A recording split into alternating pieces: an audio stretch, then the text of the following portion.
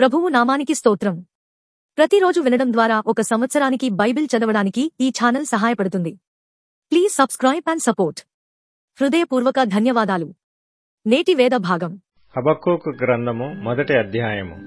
ప్రవక్తయగు హబక్కూకు నొద్దకు దర్శనరీతిగా వచ్చిన దేవోక్తి. యెహోవా, నేను మొర్రపెట్టినను నీవెన్నాళ్లు ఆలకింపకుందువు? బలాత్కారము జరుగుచున్నదని నేను నీకు మొర్రపెట్టినను నీవు రక్షింపకయున్నావు. నన్నెందుకు దోషము చూడనిచ్చుచున్నావు? బాధ నీవేళ ఊరకయే చూచుచున్నావు. ఎక్కడ చూచినను నాశనమును బలాత్కారమును అగుపడుచున్నవి, జగడమును కలహమును రేగుచున్నవి. అందువలన ధర్మశాస్త్రము నిరర్ధకమాయెను, న్యాయము ఎన్నడనూ జరగకుండా మానిపోయెను. భక్తిహీనులు వచ్చి నీతిపరులను చుట్టుకొందురు. న్యాయము చెడిపోవుచున్నది. అన్యజనులలో జరుగునది చూడుడి, ఆలోచించుడి, కేవలము విస్మయము నొందుడి. మీ దినములలో నేనొక కార్యము జరిగింతును, అలాగు జరుగునని ఒకడు మీకు తెలిపినను మీరతని నమ్మక ఇందురు. ఆలకించుడి, తమవి కాని ఉనికి పట్టులను ఆక్రమించవలెనని బూదిగంతముల వరకు సంచరించు ఉద్రేకము గల క్రూరులగు కల్దీయులను నేను రేపుచున్నాను. వారు ఘోరమైన భీకర జనముగా ఉన్నారు. వారు ప్రభుత్వమును విధులను తమ ఇచ్చ వచ్చినట్లు ఏర్పరచుకొందురు. వారి గుర్రములు చిరుతపులుల కంటే వేగముగా పరుగులెత్తును. రాత్రియందు తిరుగులాడు తోడేళ్ల కంటెను అవి చురుకైనవి. వారి రౌతులు దూరము నుండి వచ్చి తటాలున జొరబడుదురు. ఎరను పట్టుకొనుటకై పక్షిరాజు వడిగా వచ్చునట్లు వారు పరుగులెత్తి వత్తురు. వెనుక చూడకుండా బలాత్కారము చేయుటకై వారు వత్తురు. ఇసుక రేణువులంతా విస్తారముగా వారు జనులను చెరపట్టుకొందురు. రాజులను అపహాస్యము చేతురు, అధిపతులను హేళన చేతురు. ప్రాకారము గల దుర్గములన్నిటినీ తృణీకరింతురు. మంటి దెబ్బ వేసి వాటిని పట్టుకొందురు. తమ బలమునే తమకు దేవతగా భావింతురు. గాలి కొట్టుకొని పోవునట్లు వారు కొట్టుకొని పోవచ్చు అపరాధులగుదురు. యెహోవా నా దేవా, నా పరిశుద్ధ దేవా, ఆది నుండి నీ ఉన్నవాడవు కావా? మేము మరణము నొందము. యెహోవా, తీర్పు తీర్చుటకు నీవు వారిని నియమించియున్నావు. ఆశ్రయదుర్గమా, మమ్మను దండించుటకు వారిని పుట్టించితివి. నీ కనుదృష్టి దుష్టత్వము చూడలేనంత నిష్కళంకమైనదే గదా. బాధించువారు చేయి బాధను నీవు దృష్టింపజాలవు గదా. కపటులను నీవు చూచియు దుర్మార్గులు తమకంటే ఎక్కువ నీతిపరులను నాశనము చేయగా నీవు చూచియు ఎందుకు ఊరకున్నావు? ఏలిక లేని చేపలతోనూ ప్రాకు పురుగులతోనూ నీవు నరులను సమానులుగా చేసితివి. వాడు గాలము వేసి మానవులనందరినీ గుచ్చి లాగియున్నాడు. ఉరులు ఒగ్గి చిక్కించుకొనుచున్నాడు. వాడు తన వలతో వారిని కూర్చుకొని సంతోషపడి గంతులు వేయుచున్నాడు. కావున వల వలన మంచి భాగమును పుష్టినిచ్చు భోజనమును తనకు కలుగుచున్నవని వాడు తన వలకు బలులనర్పించుచున్నాడు. తన ఉరులకు ధూపము వేయుచున్నాడు. వాడు ఎల్లప్పుడూ తన వలలో నుండి దిమ్మరించుచుండవలెనా? ఎప్పటికినీ మానకుండా వాడు జనములను హతము చేయుచుండవలెనా? హబక్కూకు గ్రంథము 2వ అధ్యాయము. ఆయన నాకు ఏమి సెలవిచ్చునో, నా వాదము విషయమై నేనేమి చెప్పుదునో చూచుటకై నేను నా కావలి స్థలము మీదను గోపురము మీదను కనిపెట్టుకొని ఇందుననుకొనగా యెహోవా నాకీలాగు సెలవిచ్చెను. చదువువాడు పరిగెత్తుచు చదువ వీలగునట్లు నీవు ఆ దర్శన విషయమును పలక మీద స్పష్టముగా వ్రాయుము. ఆ దర్శన విషయము నిర్ణయ కాలమున జరుగును. సమాప్తమగుటకై ఆతురపడుచున్నది. అది తప్పక నెరవేరును. అది ఆలస్యముగా వచ్చినను దాని కొరకు కనిపెట్టుము. అది తప్పక జరుగును. జాగు చేయక వచ్చును. వారు యథార్థపరులు కాక తమలో తాము అతిశయపడుదురు. అయితే నీతిమంతుడు విశ్వాసము మూలముగా బ్రతుకును. మరియు ద్రాక్షారసము మోసకరము. తనను బట్టి అతిశయించువాడు నిలువడు. అటివాడు పాతాళమంత విశాలముగా ఆశపెట్టును. మరణమంతగా ప్రబలినను తృప్తి నొందక సకల జనములను వశపరుచుకొనును, సకల జనులను సమకూర్చుకొనును. తనది కాని దానినాక్రమించి అభివృద్ధి నొందిన వానికి శ్రమ. తాకట్టు సొమ్మును విస్తారముగా పట్టుకొను వానికి శ్రమ. వాడు ఎన్నాళ్లు నిలుసును అని చెప్పుకొనుచు వీరందరూ ఇతనిని బట్టి ఉపమాన రీతిగా అపహాస్యపు సామెత ఎత్తుదురు గదా. వడ్డీకిచ్చువారు హఠాత్తుగా నీ మీద పడుదురు, నిన్ను హింస పెట్టబోవు వారు జాగ్రత్తగా వత్తురు. నీవు వారికి దోపుడు సొమ్ముగా ఉందువు, బహుజనముల ఆస్తిని నీవు కొల్లపెట్టియున్నావు. గనుక శేషించిన జనులు దేశములకును పట్టణములకును వాటిలోని నివాసులకును నీవు చేసిన నరహత్యను బట్టియు బలాత్కారమును బట్టియు నిన్ను కొల్లపెట్టుదురు.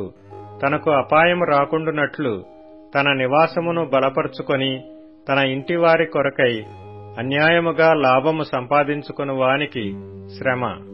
నీవు చాలామంది జనములను నాశనము చేయుచు నీ మీద నీవే నేరస్థాపన చేసియున్నావు. నీ దురాలోచన వలన నీ ఇంటి వారికి అవమానము తెచ్చియున్నావు. గోడలలోని రాళ్లు మొర్రపెట్టుచున్నవి, దూలములు వాటికి ప్రత్యుత్తరమిచ్చుచున్నవి. నరహత్య చేయుట చేత పట్టణమును కట్టించు వారికి శ్రమ, దుష్టత్వము జరిగించుట చేత కోటను స్థాపించు వారికి శ్రమ. జనములు ప్రయాసపడుదురు గాని అగ్నిపాలవుదురు, వ్యర్థమైన దాని కొరకు కష్టపడి జనులు క్షీణించుదురు. ఇది సైన్యములకు అధిపతియగు యెహోవా చేతనే యగును గదా. ఎలయనగా సముద్రము జలములతో నిండియున్నట్టు భూమి యెహోవా మహాత్మ్యమును గూర్చిన జ్ఞానముతో నిండియుండును. తమ పొరుగువారి మానము చూడవలెనని ఘోరమైన ఉగ్రతను కలిపి వారికి త్రాగనిచ్చి వారిని మత్తులుగా చేయువారికి శ్రమ. ఘనతకు మారుగా అవమానముతో నిండియున్నావు, నీవును త్రాగి నీ మానము కనపరుచుకొందువు. యెహోవా కుడి చేతిలోని పాత్ర నీకియ్యబడును, అవమానకరమైన వమనము నీ ఘనత మీద పడును. లెబానోనునకు నీవు చేసిన బలాత్కారము నీమీదికే వచ్చును, పశువులను బెదరించిన బెదరు నీమీదనే పడును. దేశములకును పట్టణములకును వాటిలోని నివాసులకును నీవు చేసిన నరహత్యను బట్టియు జరిగిన బలాత్కారమును బట్టియు ఇది సంభవించును.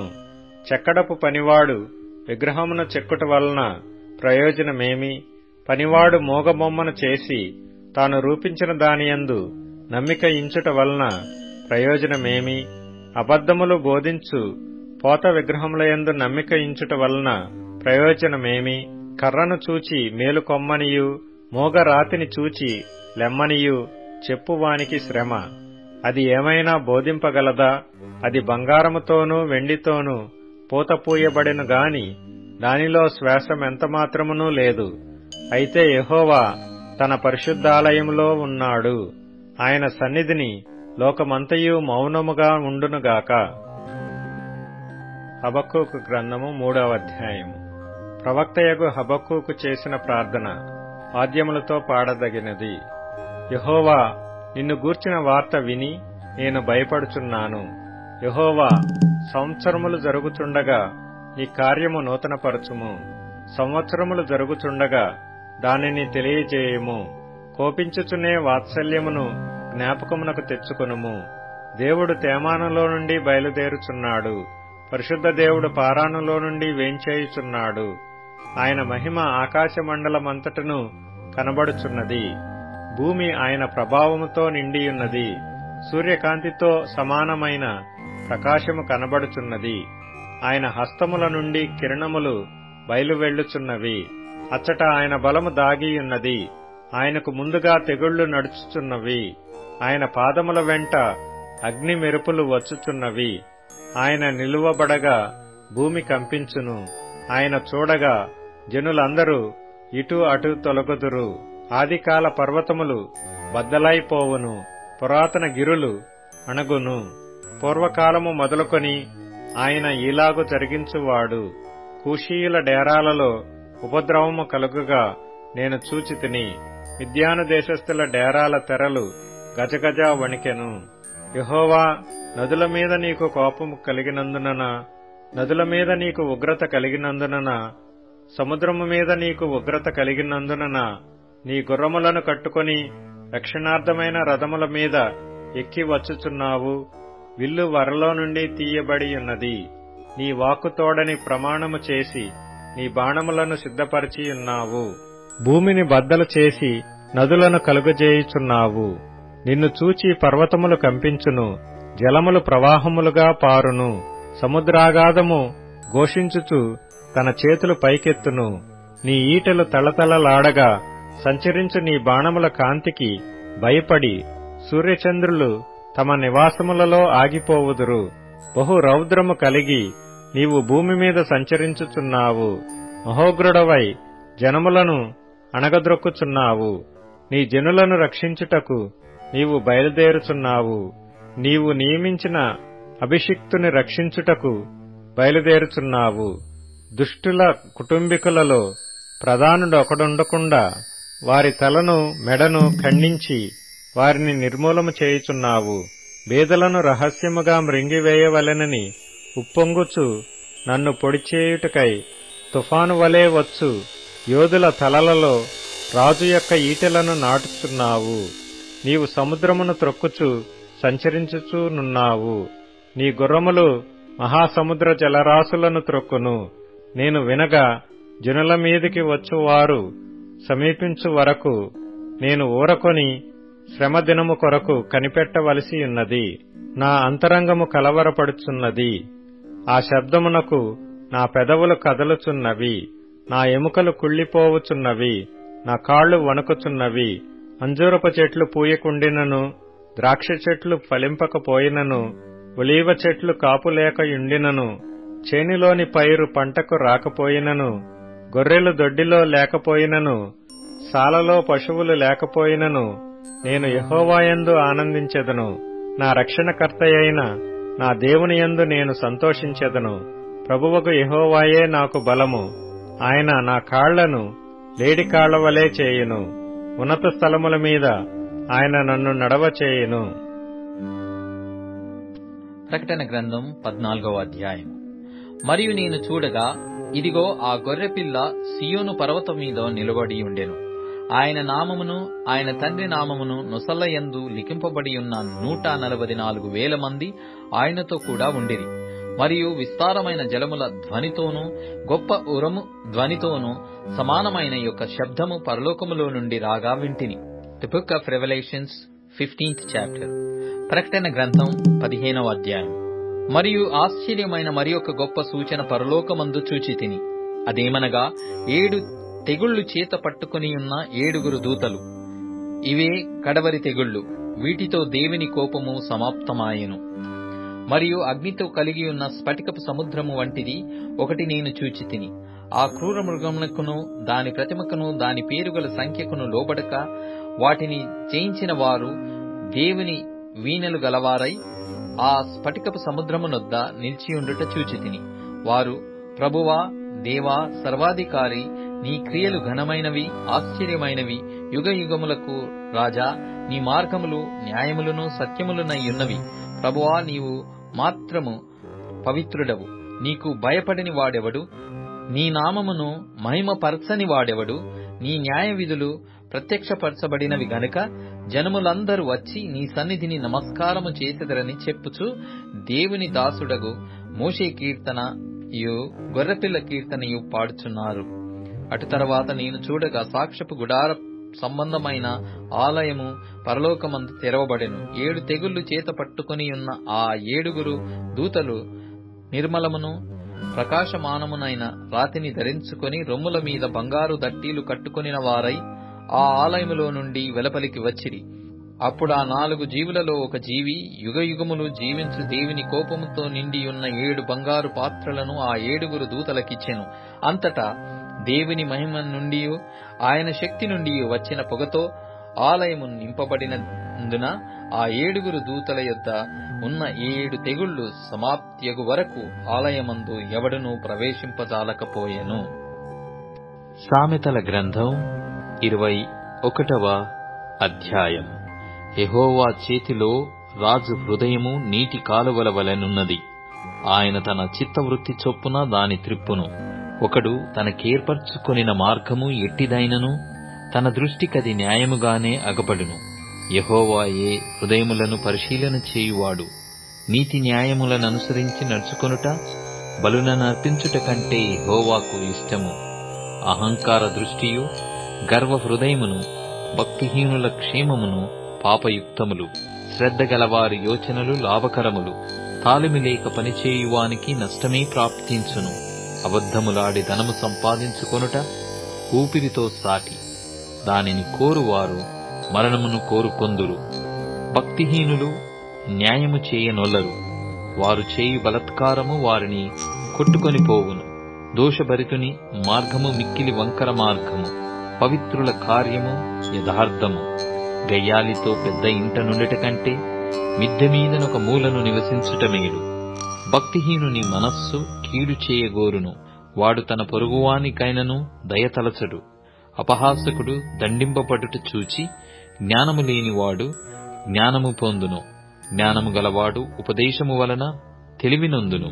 నీతిమంతుడైన వాడు భక్తిహీనుని ఇల్లు ఏమైనది కనిపెట్టును. భక్తిహీనులను ఆయన నాశనములో కూల్చును. దరిద్రుల మొర వినక చెవిమూసికొనువాడు తాను మొర్రపెట్టునప్పుడు అంగీకరింపబడడు. చాటున ఇచ్చిన బహుమానము కోపము చల్లార్చును. ఒడిలోనుంచబడిన కానుక మహాక్రోధమును శాంతిపరచును. న్యాయమైన క్రియలు చేయుట నీతిమంతునికి సంతోషకరము. పాపము చేయు వారికి అది భయంకరము. వివేక మార్గము విడిచి తిరుగువాడు ప్రేతల గుంపులో కాపురముండును. సుఖభోగముల యందు వాంఛగలవానికి లేమి కలుగును. ద్రాక్షారసమును నూనెయు వాంఛించువానికి ఐశ్వర్యము కలుగదు. నీతిమంతుని కొరకు భక్తిహీనులు ప్రాయశ్చిత్తమగుదురు. యథార్థవంతులకు ప్రతిగా విశ్వాసఘాతకులు కూలుదురు. ప్రాణము విసికించు జగడ కొండి దానితో కాపరము చేయుట కంటే అరణ్య భూమిలో నివసించుట మేలు. విలువగల ధనమును నూనెయు జ్ఞానుల ఇంట నుండును. బుద్ధిహీనుడు దాని వ్యయపరచును. నీతిని కృపను అనుసరించువాడు జీవమును నీతిని ఘనతను పొందును. జ్ఞాని అయిన యొక్కడు పరాక్రమశాలుల పట్టణ ప్రాకారమెక్కును. అట్టివాడు దానికి ఆశ్రయమైన కోటను పడగొట్టును. నోటిని నాలుకను భద్రము చేసుకొనువాడు శ్రమల నుండి తన ప్రాణమును కాపాడుకొనును. అహంకారి అయిన గర్విష్ఠునికి అపహాసకుడని పేరు. అట్టివాడు అమిత గర్వముతో ప్రవర్తించును. సోమరి వాని చేతులు పనిచేయనొల్లవు. వాని ఇచ్ఛ వాని చంపును. దినమెల్లా ఆశలు పుట్టుచుండును. నీతిమంతుడు వెనుకతీయక ఇచ్చుచుండును. భక్తిహీనులు అర్పించు బలులు హేయములు. దురాలోచనతో అర్పించిన ఎడల అవి మరి హేయములు. కూట సాక్షి నశించును. విని మాటలాడువాడు సత్యము పలుకును. భక్తిహీనుడు తన ముఖమును మార్చుకొనును. యథార్థవంతుడు తన ప్రవర్తనను చక్కపరుచుకొనును. యెహోవాకు విరోధమైన జ్ఞానమైనను వివేచనయైనను ఆలోచనయైనను నిలువదు. యుద్ధ దినమునకు గుర్రములను ఆయుత్తపరచుట కద్దు గాని రక్షణ యెహోవా ఆధీనము. ఇప్పుడు ట్యూన్ఇన్, స్పాటిఫై, అమెజాన్ మ్యూజిక్ మరియు యూట్యూబ్ మ్యూజిక్ లో కూడా అందుబాటులో ఉంది. Please follow us.